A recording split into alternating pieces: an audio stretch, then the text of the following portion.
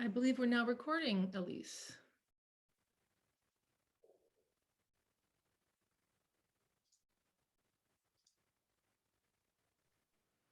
Hello. Am I unmuted properly? Yes. Okay.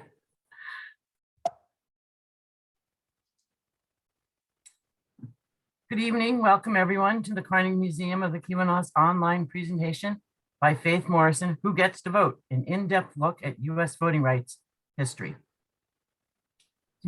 My name is Elise Nelson. I'm the director of the museum, and I'll be your moderator along with Faith and Susanna Peters this evening. First, a few specifics. All participants were muted when admitted and will remain so during the talk. The chat window is open. If you're having technical issues, please let us know through the chat window and we'll try to help you resolve them. You may also enter in the chat any questions you may have for the speaker and she can address them at the end. We'll unmute everybody at that point and you can pose your question in turn. A short word about the museum and its program. All of our museum exhibits and presentations, including this one, are made possible through financial donations of members and supporters. So please, if you're able, please consider renewing your membership or becoming one. You can check out our website, carnegiekeweenaw.org, for more information, including a membership form and donation button. You can also email me directly at history@cityofhoughton.com if you have questions, comments, or suggestions. I'd like now to introduce tonight's speaker, Faith Morrison. Faith is Emeritus Professor of Chemical Engineering at Michigan Tech and a longtime member of the board of the League of Women Voters of the Copper Country. In her presentation, she will trace voting rights in the United States from the nation's founding to the present day. This event is part of local celebrations of the 2020 centennial of women's voting rights and have been organized by Rise Up, recognizing the importance of women's suffrage everywhere. Faith is the chair of the board of Rise Up. Welcome, Faith. Take it away. Thank you so much. All right. Thank you. And let me add my welcome to everybody who's on the video and or in the future. And thank you for your interest in the topic. I decided to create a PowerPoint or a presentation about the suffrage struggle, mostly motivated by the women's suffrage struggle, but I found that it was a much deeper topic than that, and one that interested me, if possible, even more than the women's suffrage struggle. So that's why the presentation today is actually about the whole issue of who gets the vote. I mean, how does that ever determined, and what is the specific American history of who gets the vote? So let's start with like vote for what? And what we're talking about is in our government, in our governmental programs and organizations. And the United States of America is a republic. So if we consult the dictionary to find out what is a republic is a government in which power resides, supreme power resides in a body of citizens entitled to vote. So you have to be a citizen, and then you have to be entitled to vote. And then there's a representative structure to a republic. So you create a republic and it has a founding document. We call ours the Constitution, and that tells you who's allowed to vote.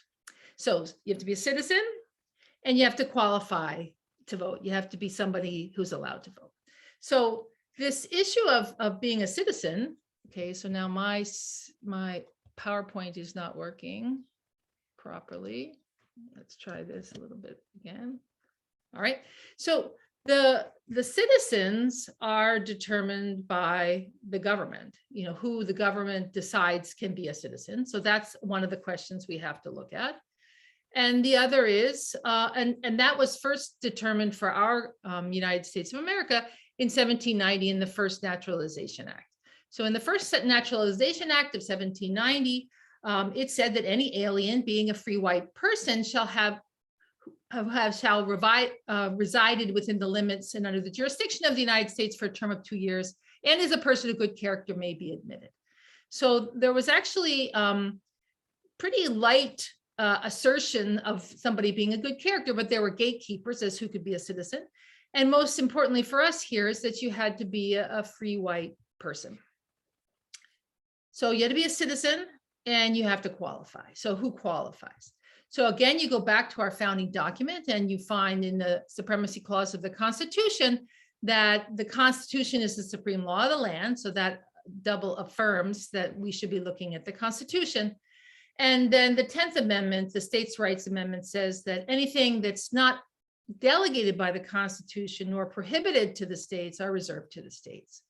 So this is where the act of qualifying people for the act of voting is in the Constitution, and in fact, it's up to the states. So it's the states who qualify, and you have to be a citizen. So in 1789, who qualified to vote? Well, before we were the United States of America, when we were colonies, we had a variety of, actually we have a variety now as well, but there were a variety of rules for qualifying to be an elector. You had to be property holding.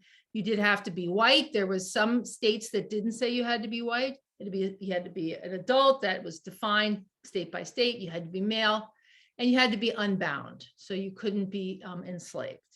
So these are all things that are up to the states. And the only thing that could push up against these is if the Constitution itself has something that conflicts, and the Constitution is the supreme law of the land. So how does a government of the people, by the people, and for the people decide this kind of thing, like who qualifies? So there were a lot of people who were not qualified in 1790.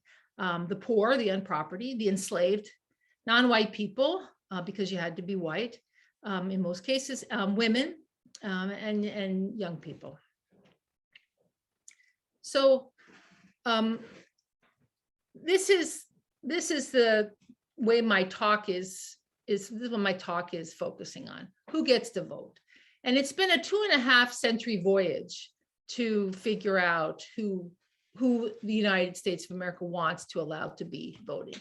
Initially, there were these voting rights I've already described.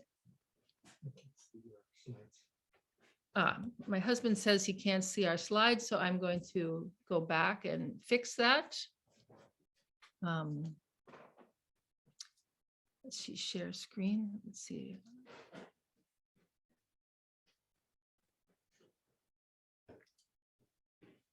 Thank you for that, Tom. Okay, I hope that's now. Let me check the chat. If somebody says nobody is seeing presentation. So if somebody would just message me that everything looks fine, that would be great. Okay. All right. I see you can see it. Thank you for the correction. Faith, actually, you can see your whole screen, not just the PowerPoint. Okay, so let I want me to go on to slideshow.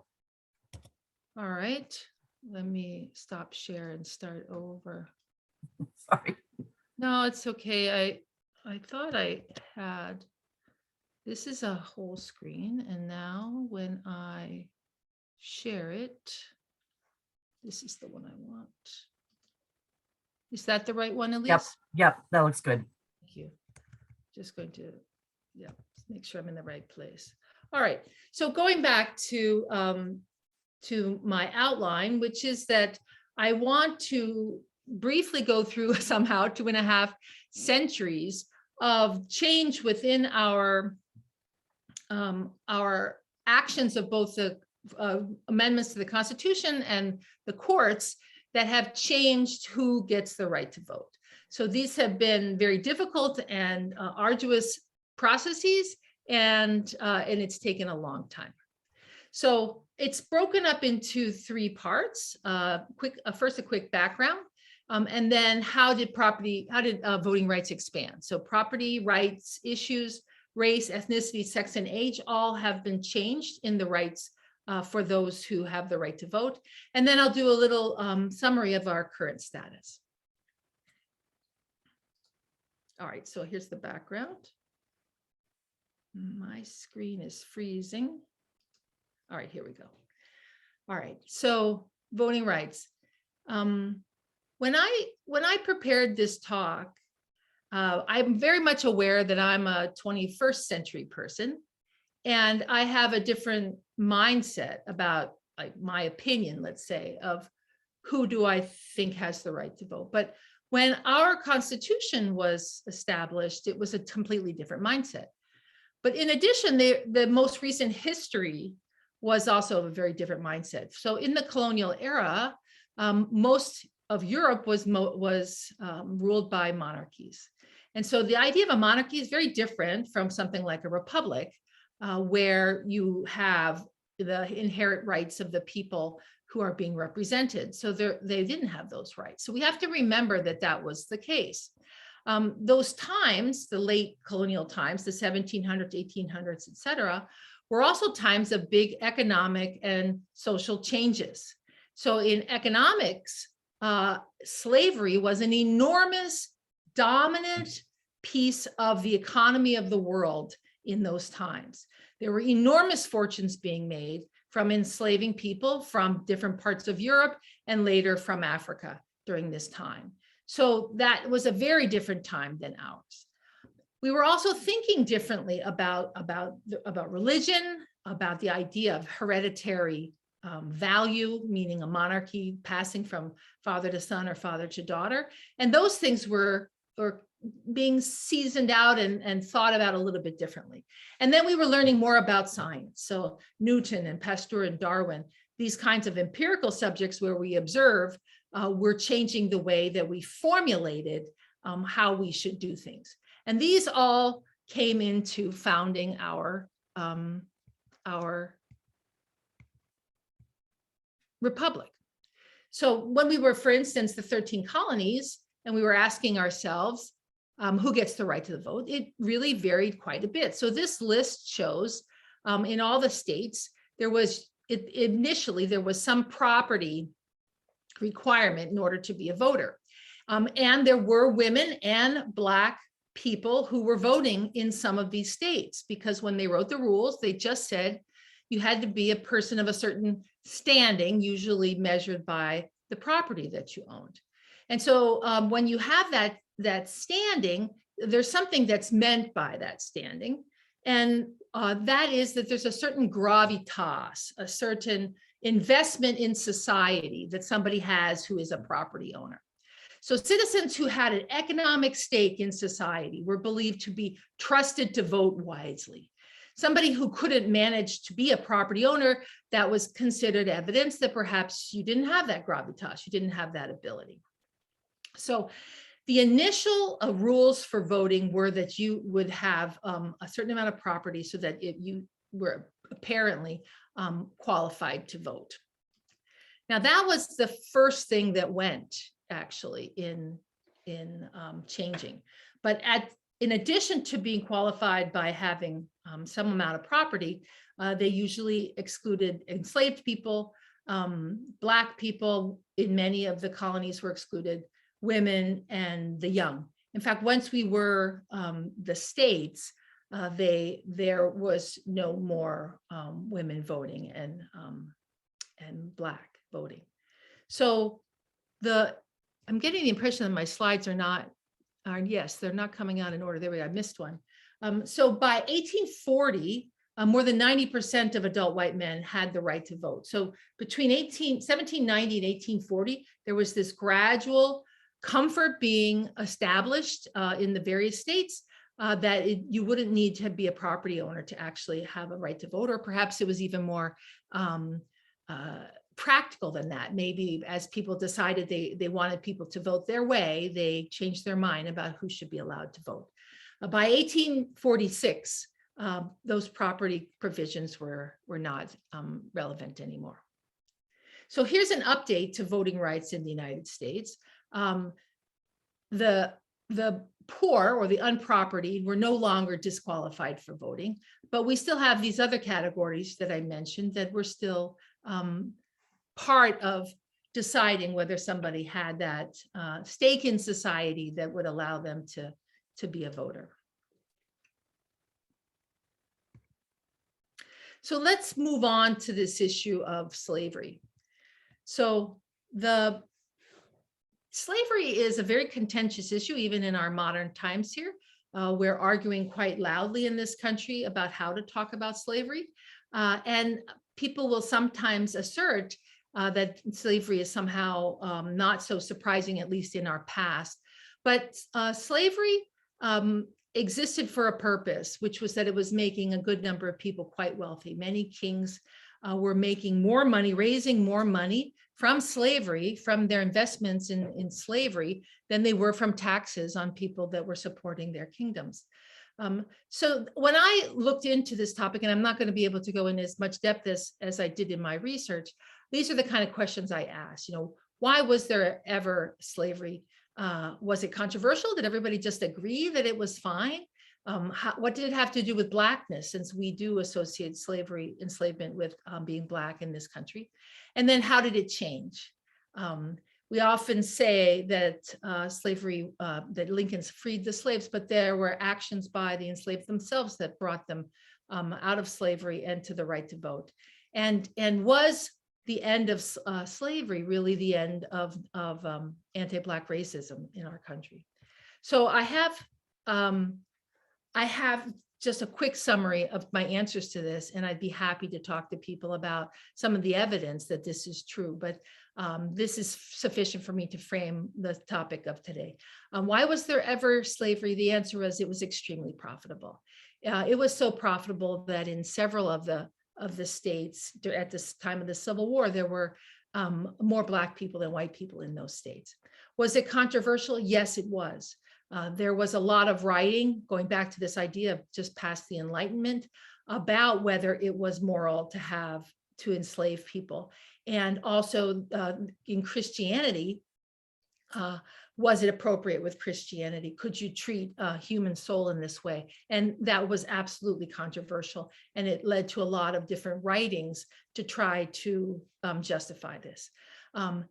Was it related to Blackness? And the answer to that is yes, it was. There are many cases in the historical record where when Black and white indentured servants or enslaved people, depending on exactly the time, were revolting against how they were being treated, the white revolters were treated better because they were tried to be divided from the Black. So there was an immediate division that was meant to be associated with race.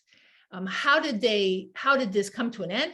It came to an end because there were decades of revolts, and there were lawsuits that Black citizens, Black residents, we didn't really have them as citizens at that time, Black residents asked for this civil rights and won them in some cases. So it was very similar in many ways to some of the other fights that we've had for important things in our country. And did winning the Civil War and abolishing slavery as an institution and anti-Black issues related to voting? And the answer to that was no, because of the Jim Crow law. So I brought in this slide here about the Cornerstone speech, just to address head on the issue of that the Civil War itself was certainly about slavery. It was explicitly stated by the Vice President of the Confederacy in the Cornerstone speech that the Civil War was about slavery. So I've put together in a number of places in my talk these timelines to show you the kind of things that were going on at the same time. And in this timeline, we can see that the Haitian Revolution was at the late 1700s, right at the beginning of our nation, and already was putting the issue of slavery as a hotly contested and fought for issue by those who were suffering. And so the Underground Railroad was an example again of dissatisfaction, and both among those who were running and those that were helping with this as a condition in our country. So as you know, that led to the Civil War. So in the Civil War, we have three Reconstruction amendments, the 13th, 14th, and 15th. The 13th one abolishes slavery. So it wasn't the Emancipation Proclamation, it was the 13th Amendment that actually abolished slavery. And that eliminated the condition of being enslaved as a barrier to having voting rights. But it didn't actually guarantee voting rights for all. And so we move on to the 14th Amendment. And as soon as I get my computer to obey, we move on to the 14th Amendment, which has this issue of being born or naturalized and therefore a citizen. So birthright citizenship in the United States. This address the issue of the status of Black people in America as whether or not they were actually citizens, since they had arrived in this terrible condition that was imposed on them. And it introduces a separate category for Indians not taxed that will come up later in our discussion. But it was actually the 15th Amendment, the third Reconstruction Amendment, that prohibited the states. Remember, we talked about at the beginning that the voting rights are up to the states. But when you have a constitution saying, no, you can't deny or abridge a person's voting rights because of their race, color, or previous condition of servitude, that finally gave Black men voting rights. I'm struggling with my thing. There we go.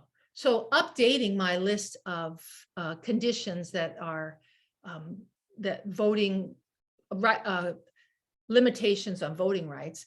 We've already said that by 1856, property was no longer a requirement. And now after the Civil War and the Reconstruction Amendments, particularly the 15th, the enslaved are, and race can no longer be used to deny a voting right, except for Indians. So there was a little caveat introduced in that case.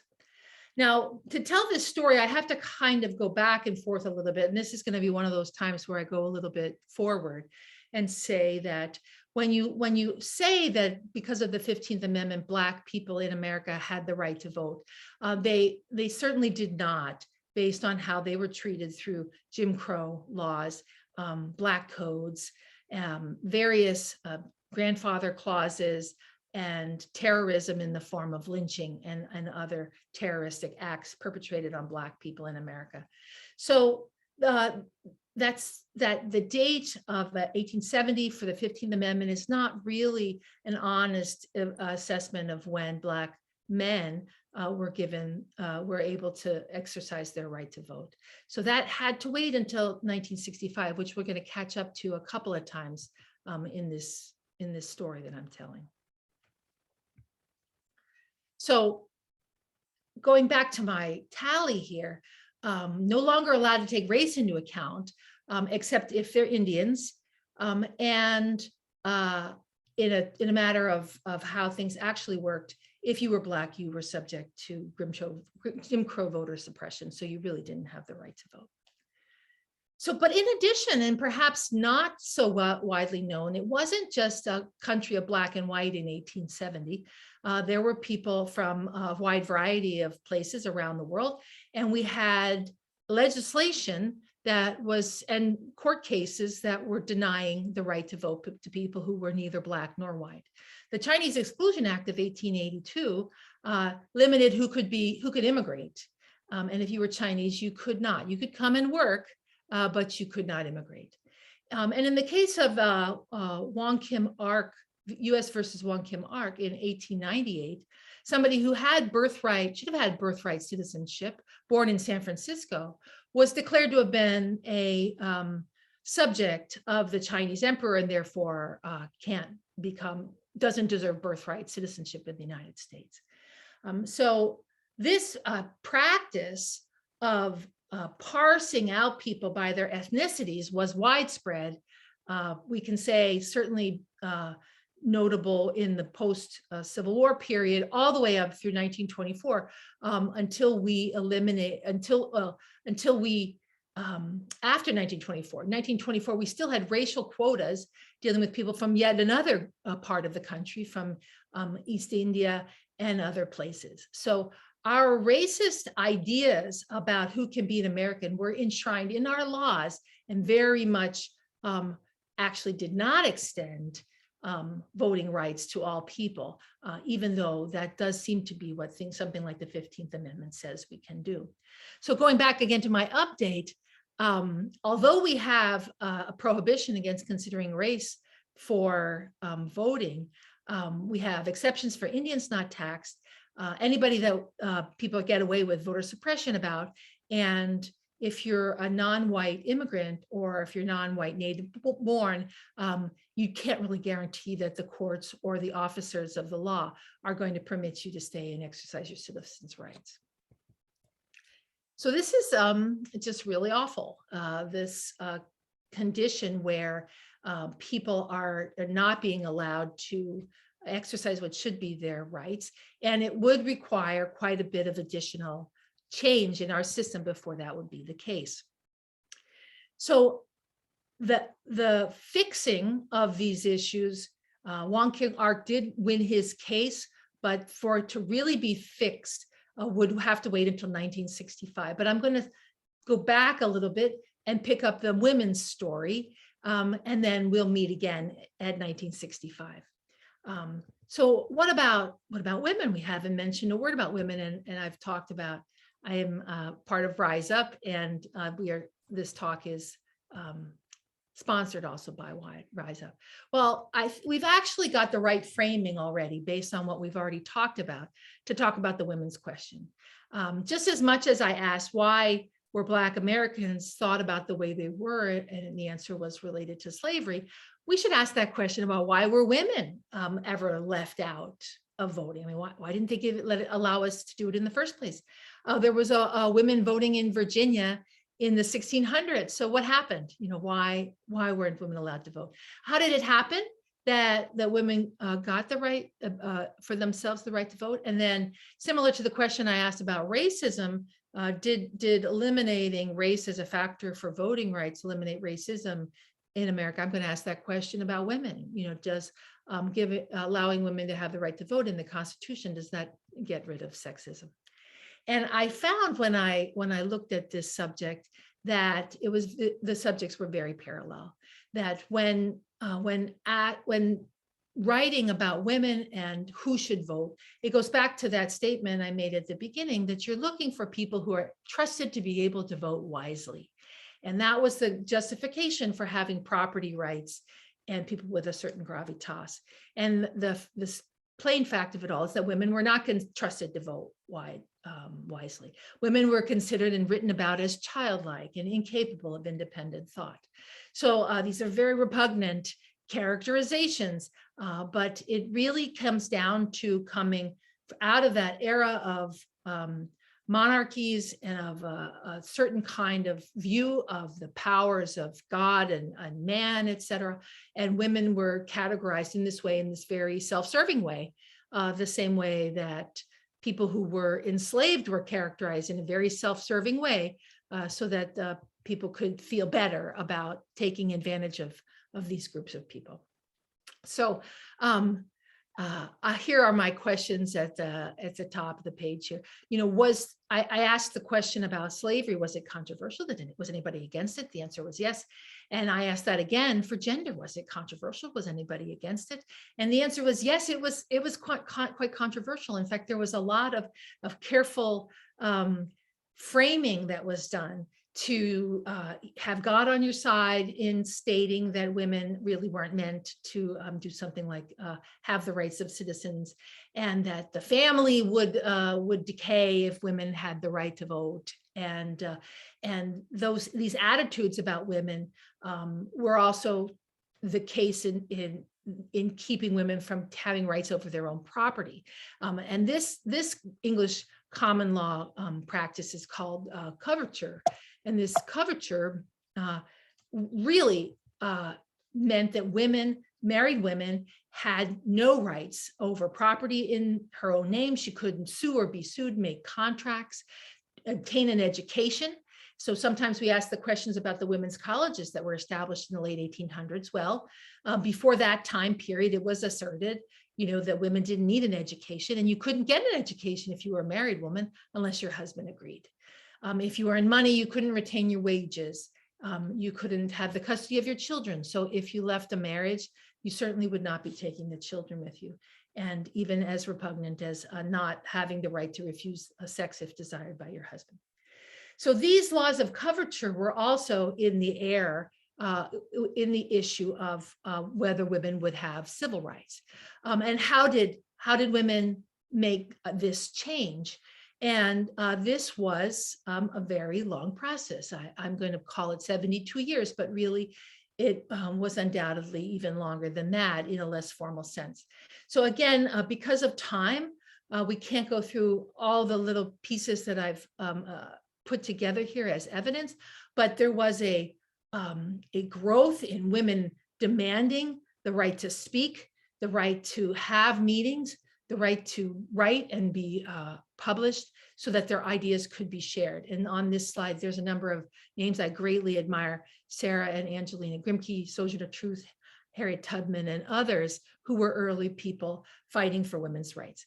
The date and place and time that you've probably heard of is the Seneca Falls Women's Rights Convention of 1848, which was organized by Lucretia Mott and Elizabeth Cady Stanton after having had an experience in an anti-slavery convention in England, and found that they were not permitted to have their voice.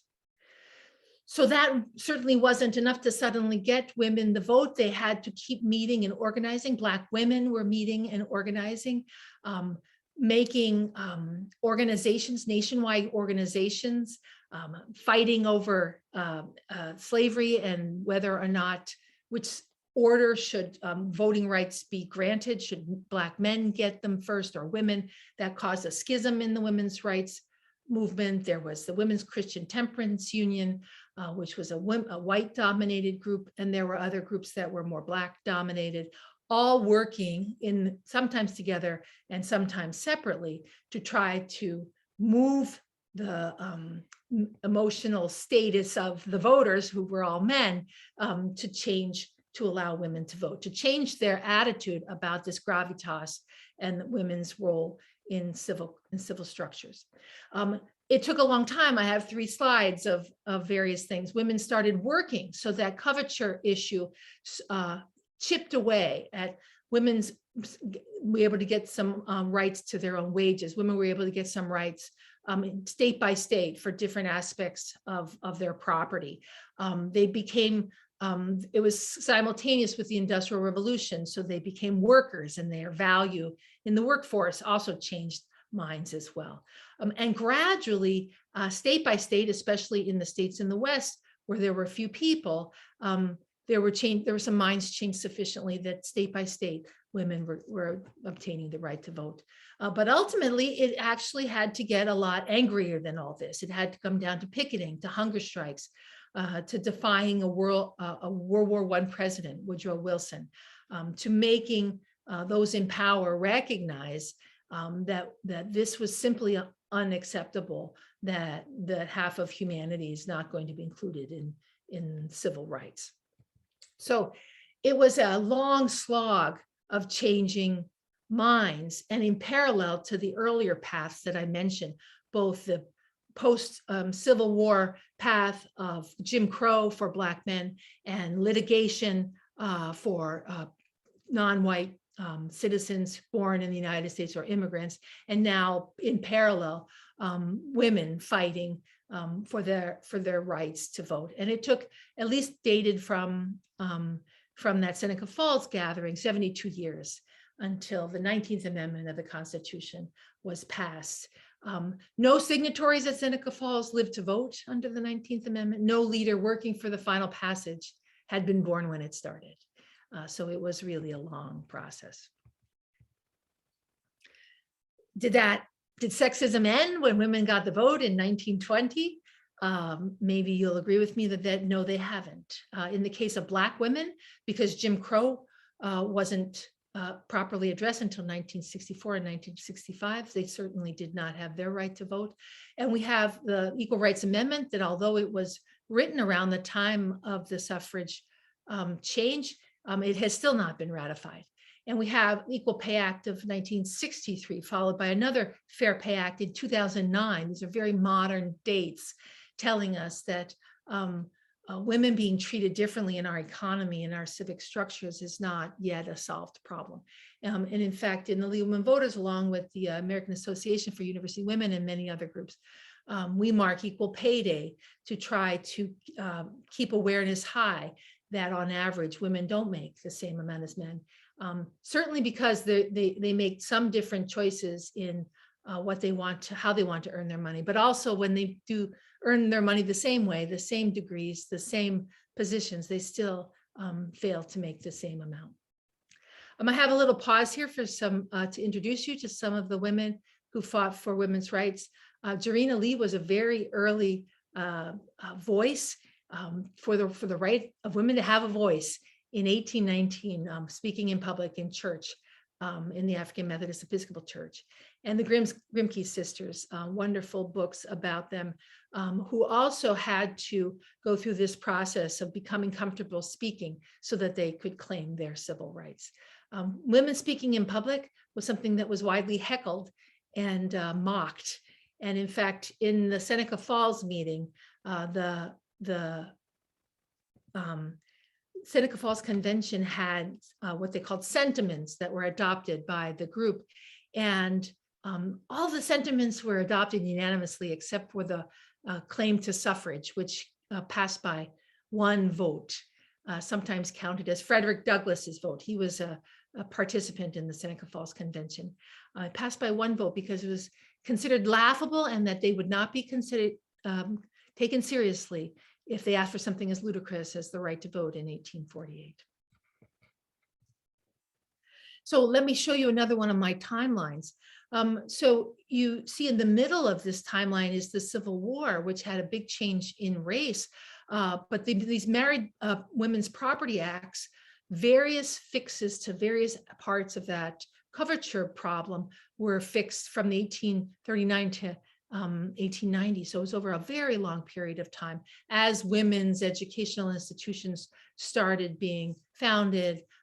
Eventually Michigan Tech, one we're familiar with, founded, Transcontinental Railroad opening up the West, and women starting to vote in the West, women of color forming their groups to demand their rights, and fighting that Jim Crow and terrorism, which is lynching, that was quite prevalent in these early 1900s before the suffrage amendment in 1920.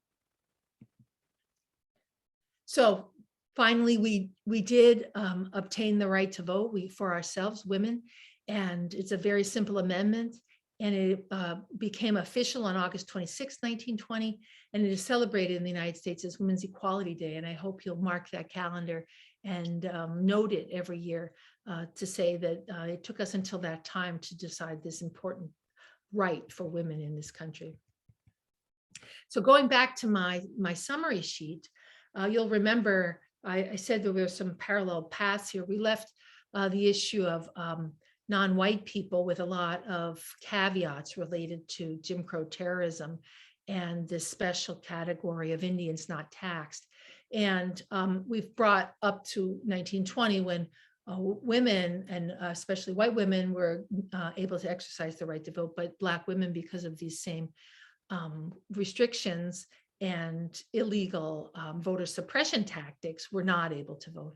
And so here we are in 1920 with an additional group of people voting, but still the work is not done. So let's catch up the Native American question before we turn to 1965. So the Native American question is related to the 14th Amendment, one of our Reconstruction amendments.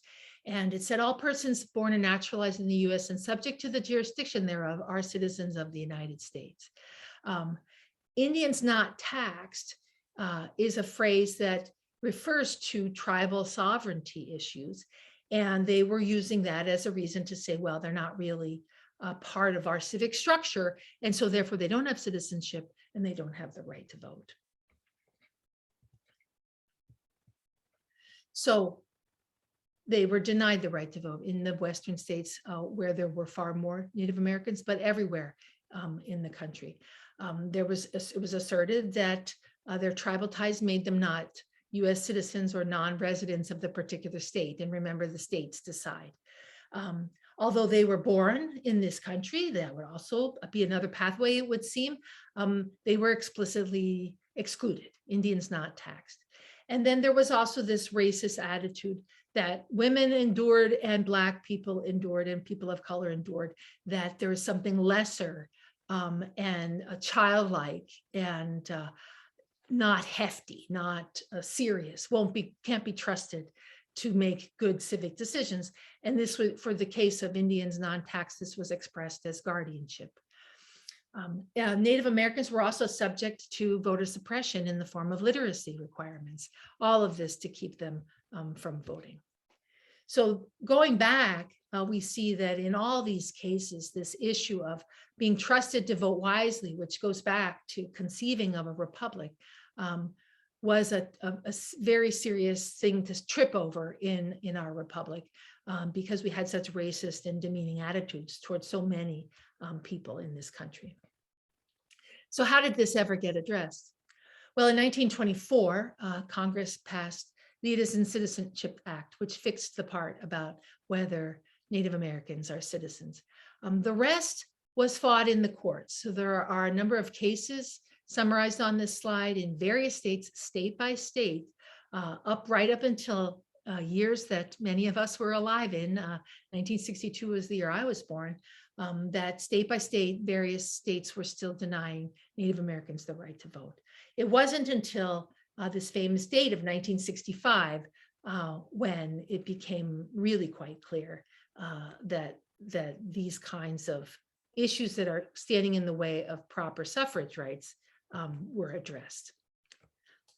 All right, so finally, on these various tracks, Black men, women, Native Americans, non-white citizens born or immigrated, we get to final action taken in our country to give voting rights to all. And this was the Voting Rights Act of 1965. So the Voting Rights Act of 1965 was signed into law by President Lyndon B. Johnson on August 6, 1965. It was later amended 5 times to expand its projections. The Voting Rights Act of 1965 outlaws discrimination against racial or language minorities, prohibits literacy tests and other acts of voter suppression, requires bilingual ballots, and has stringent enforcement mechanism based on pre-clearance criteria. I have a gift from a friend of mine that is one of these coins that you can save that actually celebrates the Voting Rights Act of 1965. So it took till 1965 till we have universal non-white suffrage in this country. So it's quite nice to look at our list now. We can now slice off all of those exceptions. They are no longer valid. There's still the young, and we did actually extend the vote a little bit from 21 years old to 18 in 1971. And that was by amendment of the Constitution, the 26th Amendment. So that's the final change that I'm going to cite, where now the poor, the enslaved, non-white people, women, and everybody over 18 have the right to vote. So what's the current status? Well, it is a nice list, at least on its face. As we started this discussion, we said you have to be a citizen and you have to be qualified, and the qualifications are done by the states, except if the Constitution, which is the supreme law of the land, says otherwise. So the current standing is that you will not be disqualified by lack of property.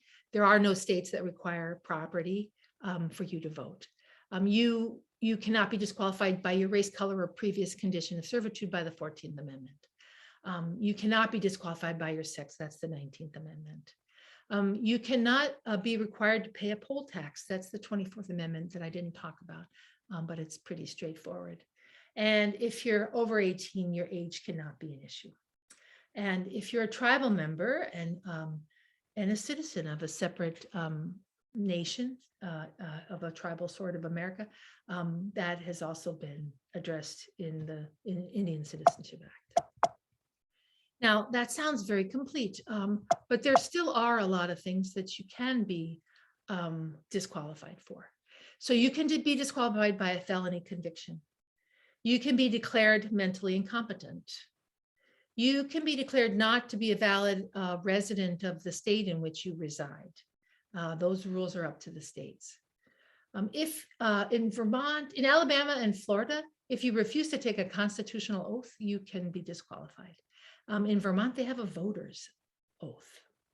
Treason conviction, if you're convicted of treason in 4 states, including Wisconsin, you cannot vote. If you can't make a mark or signature in Arizona, you can't vote. If you have an election fraud conviction, there are 7 states that you can be disqualified. And if you're convicted and confined to jail, and maybe you've seen that in the news, there's a good number of states that take away your voting rights. There's nothing that says they can't do this, and these states have chosen to do this. So where are we on voting rights? Well, there are a lot of expansions to voting rights that have happened in the near term in the last 10, 15 years. Early voting is now possible in 45 states, which is a very lovely addition to our traditional system of voting one day during only a mildly extended working hours. We have postal voting in a number of states, and we have no reason absentee balloting in Michigan and 33 other states. But there are a lot of challenges to voting rights these days. There are voter list purges that are asserted, that are needed. Access, there are pictures every year of people waiting hours and hours in line that just seem completely unconscionable in terms of providing the opportunity for somebody to act on their right to vote. There are lawsuits over voter lists. There is a group of people going around the country suing county clerks, including the county clerk in Keweenaw County was sued until the lawsuit was dropped to force them to take care of their voter lists in the way that the complainant wanted. Broadening disqualifying conditions. So on the previous slide, I showed some disqualifying conditions, but folks can look at that list and shop it, I suppose, or they could make up something else, as long as it doesn't contradict with the law of the land, the Voting Rights Act of 1965, or the Constitution. And then, of course, you can just be sneaky, which is what was done for so many years before the Voting Rights Act, in the voter suppression tactics that accompanied the 15th Amendment, and just make it really hard or impossible or threatening to vote. And there's other kinds of tactics that undermine one person, one vote, gerrymandering, which comes in the form of cracking and packing. Cracking is breaking up groups of voters, and packing is packing districts so that, say, 95% of them vote for one party, so-called wasting their vote by packing them all into the same district. And then partisan targeting of election rules, which unfortunately we're seeing a lot of discussion of that these days. So you can tell I'm a big fan of the Voting Rights Act of 1965, but unfortunately you probably are aware that a provision of the Voting Rights Act of 1965 was struck down in 2013. It wasn't struck down as being wrong, it was struck down as being old.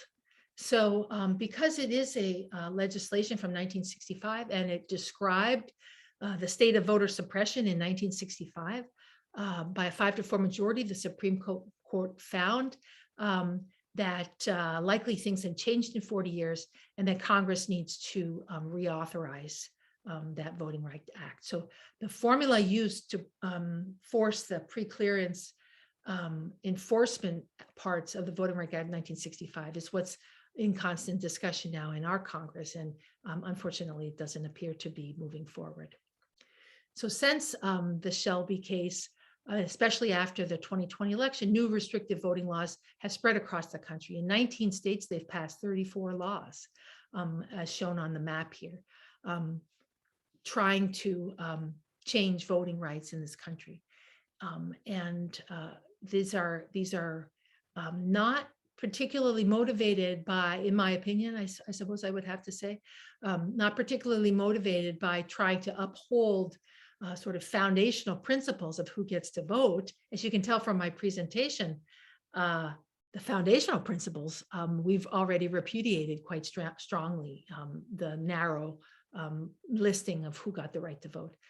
But these laws are very much driven by the desire to win elections, and less so by the desire to expand voting rights for all those who have earned it. So here's my summary.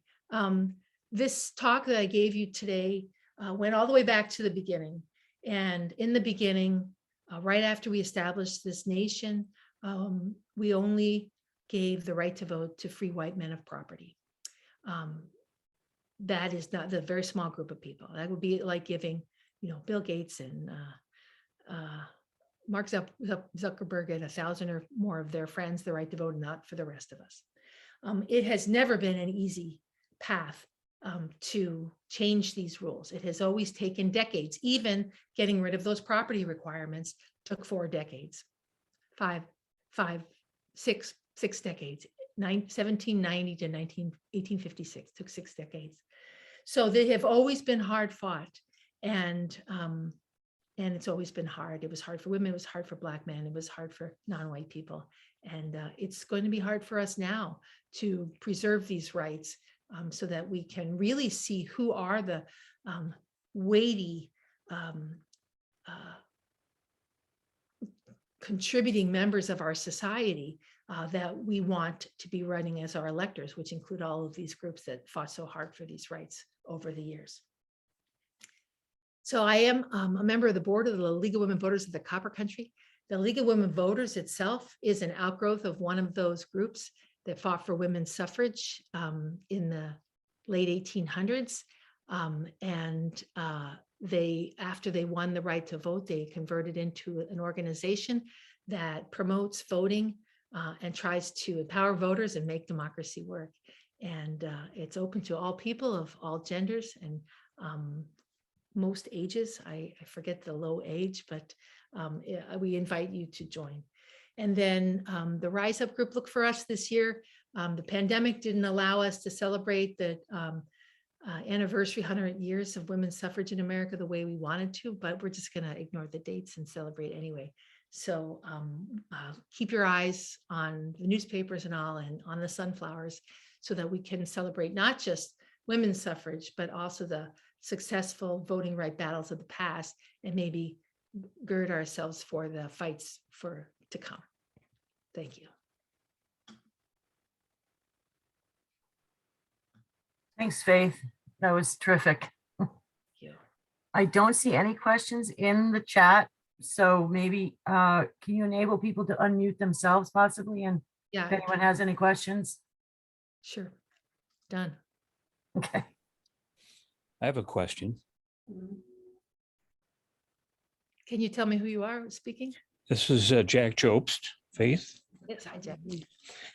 And could you comment on the theory I've heard vaguely about that women's suffrage in the 1920s might not have succeeded, except that those who supported prohibition, which would be a number of men, presumably, as well as women, pushed for women's suffrage, figuring that women would be more likely to vote for prohibition.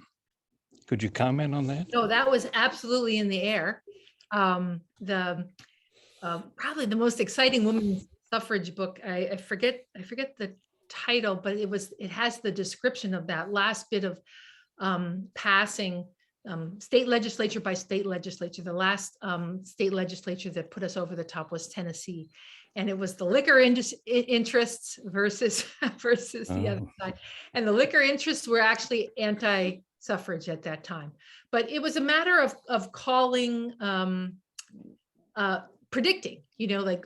Women were perceived as potentially. There were a lot of women in the temperance movement, and they were perceived as being against liquor, and that would be a good thing. If you were a man against liquor, you wanted more voters in that way. But there was the liquor industry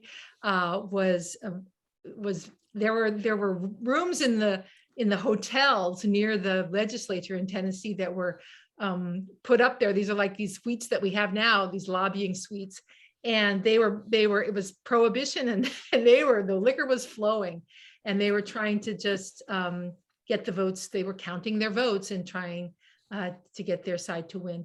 I don't know whether they were, most studies I've read about how women vote doesn't find that women vote so differently than men. So it was a hypothesis that they would. And I think the first couple of years of women's suffrage, they kind of did. And then they kind of voted their own way, a way that was a woman's way. And then within a couple of years, it just disappeared and they just became another voting group. But it was definitely a worry. Thank you.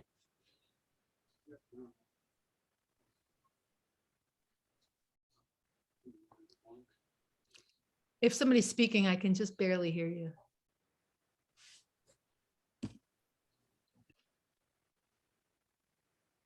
Any questions? Looks like Vicky would like to ask a question. Go ahead, Vicky. Yeah, as a old Montanan, one of the things I heard growing up was that the Western states wanted to get more citizens so that they could have be made into states, and so that was one of the reasons for some of those Western states putting women through initially was just anybody they could get who could come down and cast a vote was good for them initially. Of course, Yeah. it didn't work Yeah. out. Others do cite that. They agree with you on that. And then they also talk about how taming the West, every hand was needed, not just to count the numbers, but literally we need people out there. And so it was used as a recruiting tool to get women to come out because they could vote. There's also a story, I forget which state it is, maybe somebody else remembers, that the legislature thought it was kind of a joke to grant women the right to vote, but they voted them in, and it didn't get reversed. I will also say that in a number of states, women had the right removed. New Jersey is one of them for sure. Women had the right to vote, and then they voted it back. Utah is one. So when Utah came into the union, they had women voting, and it became a condition. They wanted them not to have the women voting, and they took it back. Another thing that I read too is that they were worried that women would just vote like their husbands. So Right. why give the woman right to vote? Vote. And they Yes. were worried women wouldn't vote like their husbands. They would vote and then cancel their votes out. It's a So problem either way, right? we're just troublemakers either way. Well, I mean, I think the coverture mentality would be that you're giving 2 votes to a married man if you let his wife vote, but I think we've proven that that doesn't happen reliably.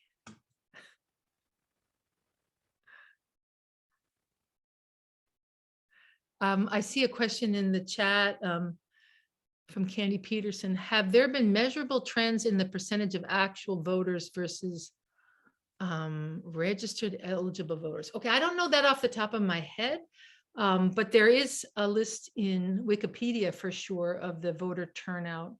And there's a lot of people who don't vote. And so having the right to vote is not that persuasive to absolutely everybody. I don't know whether, I mean, there's always higher turnouts during presidential years, but I don't know whether there's been overall a trend. I don't know the answer to that. There's a question, can you speak more on voting access barriers for folks with disabilities? So the Americans with Disability Act requires that reasonable accommodations be made for folks with disabilities. And that's, somebody else maybe can help me with the year on that, but that's certainly after 1965. And I really can recommend the movie Crip Camp as an awesome movie about the disability rights fight, which, like the fights I described, was those impacted are the ones who ran the show and made it happen. So my understanding is that the requirement to make voting places accessible is tied to the Americans with Disabilities Act. I think that was put in through George Bush the first. Okay, so That's- that in the 80s then.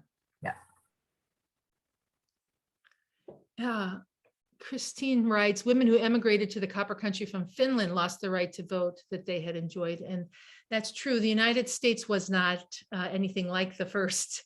Russia was before us, it was during the revolution. And the British right to vote was staged. They gave women of property, they gave women of property the right to vote first, and then ultimate women's suffrage was later. And of course, another movie reference, Switzerland, women got the right to vote in 1973. It's really variable when women have gotten the right to vote. Faith, there's a comment right before Christine's. Did you see that about? About jail? Mhm. Yeah. So I was surprised to learn that people in jail cannot vote. That's on a state-by-state basis. So on the slide where I talked about that, I listed some states. So like for instance, Florida, no felons can vote. In some states, it's actually very carefully worded. I didn't spend a lot of time on it, but in some states, it's if you're in jail serving time, you can't vote if you've been convicted. But if you're in jail waiting for trial, you can. So it's really quite variable. But yes, there are a good number of states where if you are incarcerated, if you are in serving time for a crime, you cannot vote. Faith, and Susanna, you unmute and talk about this, but I know this was an argument in Florida because the people, even once you've served your time in many Right. states, you do not You you're not never able- you're never able to vote again. That's right. And And in Florida, I thought the people voted to return the right to vote to people that had served their time, and then the legislature, somebody was fighting against it, and Susanna knows. Can you weigh in, Susanna? I don't remember exactly how it worked in Florida, so I can't really weigh in. But It you does can, come down what to you be- were saying there about in some Well, states, Yeah, there's certainly more than a handful of states where people who have a felony conviction do not vote, whether they're in prison or once even upon release.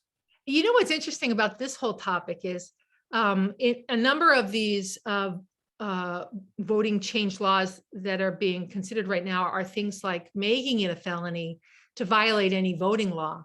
And one thing you should take away from my talk is how much variety there are in voting laws. So if you move from Michigan to Florida or to California or Idaho, you're switching your voting laws. So you may have been able to vote in Michigan and you can't vote in Florida.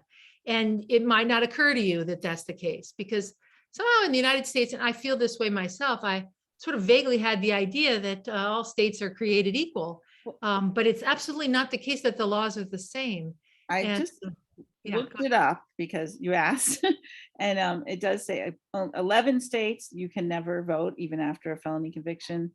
37 states it's temporarily suspended during supervision, and then some states you can get your voting rights back, but it's an expensive, grueling process. There it is. And Yeah. only 3 states allow you to vote in jail or not.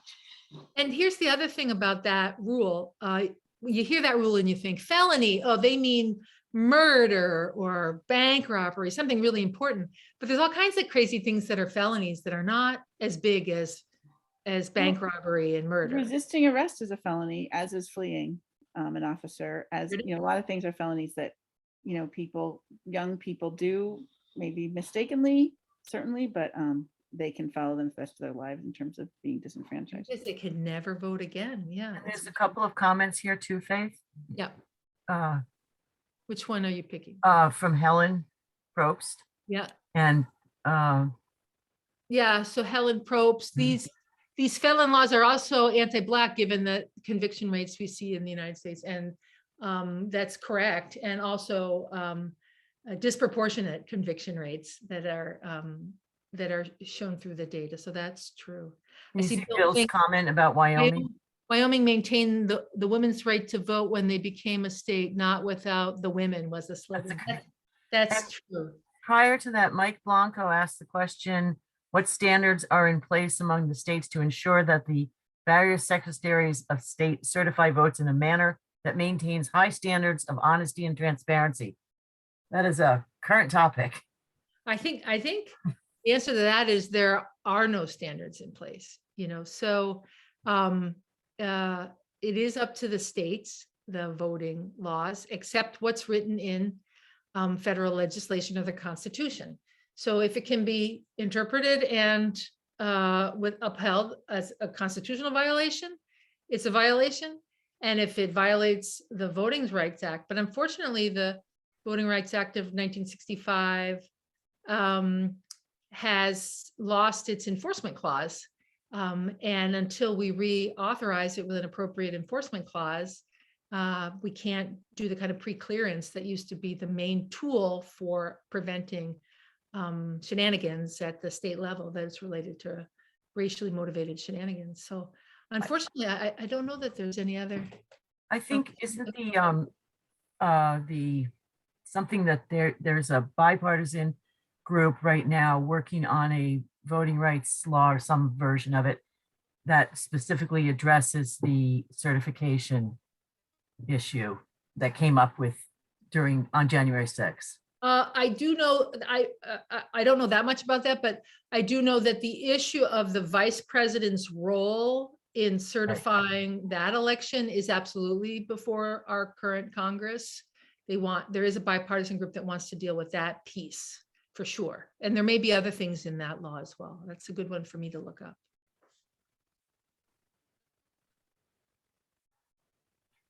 I have a question. I was during the 2000 election, I was shocked to learn that there wasn't a standardized ballot. I'd only ever voted in one state before. And that there wasn't it wasn't the same in every state. So when, do you know, was it ever, when we were only a few states or something, was there a sort of standard method, or did each state kind of evolve their own interpretation of?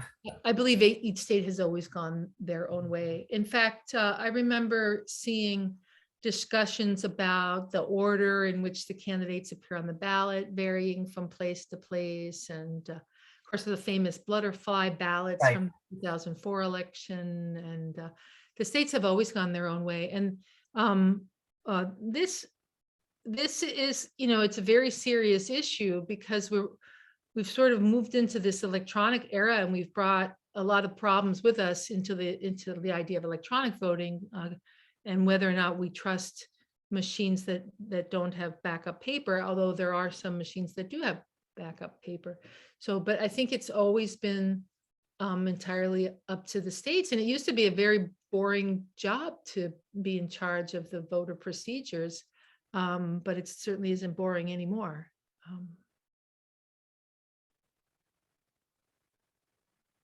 It's this is sort of a personal comment on my part is I grew up in Pennsylvania. I went to college in New Jersey. I went to grad school in Massachusetts. I did a postdoc in New Jersey and in France, and I moved to Michigan. I've lived a lot of different places. I've paid taxes in a lot of different places, but all those places had different, turns out, voting laws. And I guess I had the impression through my life that wouldn't make that much a difference. It might be, red pen, blue pen, Sharpies, bubble dots, or what's the difference? But it, unfortunately, it's become really clear that that this is such a foundationally important aspect of our democracy, that people can vote and be confident that their votes are being handled correctly. And I think we all need to get involved and go watch the machines be tested. Go if it's not illegal in Michigan, which there is a petition to make it illegal, go volunteer to help with the election. Pay attention to what the clerk is doing, and then you can be an advocate for them as well. If you find that it's done well, you can be an advocate for them. I think we need to get grassroots involvement to fix this thing and get to a system where we can once again feel like it's reliable.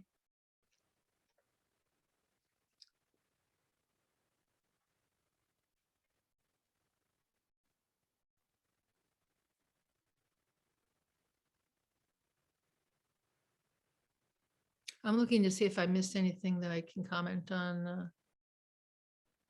So there's a question who wants to see my slides from the beginning of the talk, I guess. I can do that if my slides are working.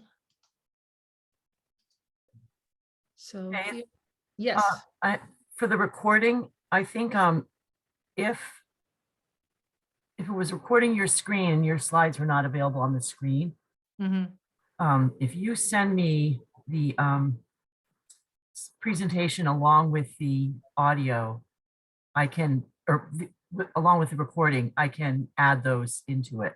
sure, I'd be happy to do So then anybody can, that's seeing it online later, can see the whole thing.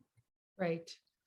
I'll do that, and then maybe I'll also see if I can just do this quick thing here of my slides, just in case that whets a certain appetite. My slides were also on my screen were not moving forward properly. They still aren't. I don't know why. So this is the first few about the definition of the republic. And then citizens. Supremacy clause.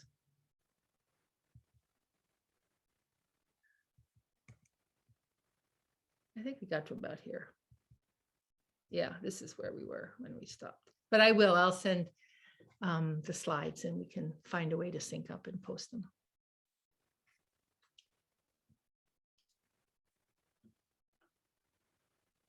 And Christine's coming, we can share the slides to the LWVCC Facebook page. Yeah. I'll make a video and then I can, if, I'll put it on the museum's YouTube, and we'll send the link to everyone. You can put it on whatever you want the link to. It'll go back to that original Yeah, posting on YouTube. that'd be fine. Okay, I think I'll stop the recording.